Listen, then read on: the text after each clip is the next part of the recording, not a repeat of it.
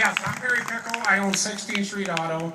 I don't know if you know exactly where my facility's at, but how it all started back in December 20th of 2010, City Council and whatnot decided that they want to take my property along with Alvin Bloom's property and 4 or 5 other properties that are down there.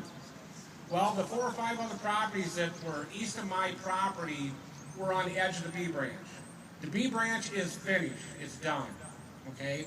Where my property is sitting right now, they want my property for a maintenance facility and a bathroom. I'm sitting on 16th Street. The city garage is a block and a half away from my property. The old city garage is 2 blocks away from my property. 20 feet on the other side of my property, the city owns a minimum of about 15 to 18 acres that's undeveloped with nothing on it. Okay? But they still claim the reason why they need my property is because it doesn't fit into their plan. So what they're using is eminent domain to force me out.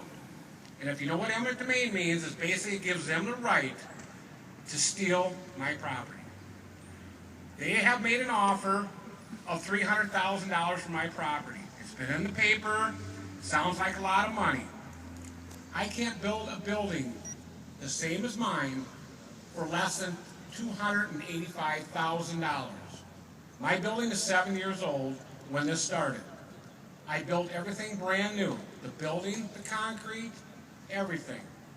So what I'm saying is there is no reason that I should have to go into something that's substandard that's 40 or 50 years old. And there's no way that the city of Dubuque should have the right to take my property without replacing it. $300,000 does not replace my property. All it does is put me down the street. May 30th is when the meeting is at the Sheriff's Department at 9:30. There's a committee of 6 that the city has picked. Not me, not anybody else, but the city has picked. Well, if I'm playing at your ball field and it's my ball and my bat, who's going to win? Pretty much unfair on that one. So we go to down to the police department. They go down and look at my property. They go back and they make a decision of, in other words, if they have, the city has given me, just money, which obviously they have not given us just money because we have nowhere to go. We are a recycler. We recycle cars, we sell parts, we service cars, we sell cars. That is why we bought heavy industrial. There is not another piece of heavy industrial property downtown that I could buy or build a building on. So how do you appraise my property if there's not another piece of property like mine? The city says that I have not worked with them.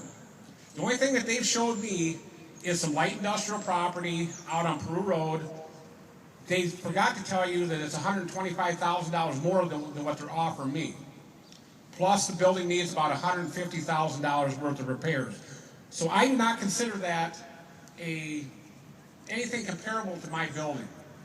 The other property they showed me was down on 12th Street where Garrett Waterproofing is. I couldn't even park my plow trucks on the front parking lot. So what I'm saying is they never gave me a comparison.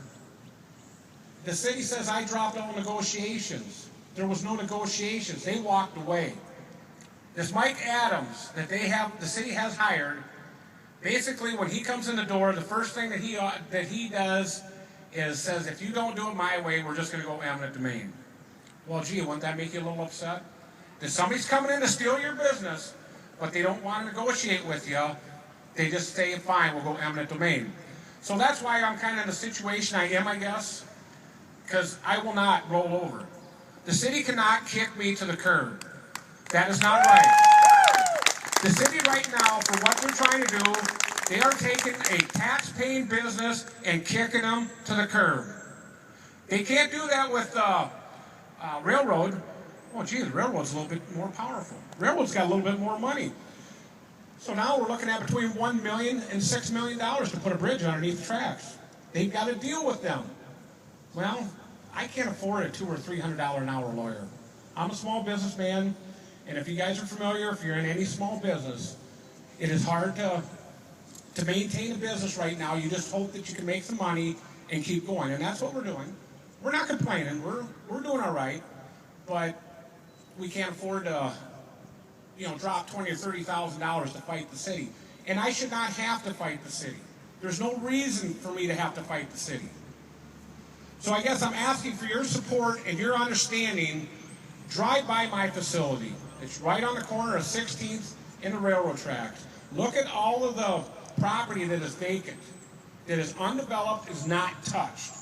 And there's no reason for them to be taking my property through eminent domain. Right now, they do not have enough money from what I've been told, and I cannot tell you this is a fact, but phase 2, which starts on the other side of the railroad tracks, they have run out of that money. They will not be able to restart that project till 2013 or 2014, but yet they still have to try and take my property. Why are we wasting tax dollars? A lot of people say, with this open waterway, that these are grants. Well, I tell you what, folks, grants aren't free. It's still your tax money being spent on this project, but they're painting it to be pretty, so you think it's all free, and it's not. It comes at a cost. This originally was supposed to start out at about a $17 million project. We are now just short of $60 million. Yes, it looks pretty, but do you realize what $60 million is? That's a lot of money for a few trees and some mulch. Thank you very much. If you have any questions, please feel free to come down and see me. Thank you.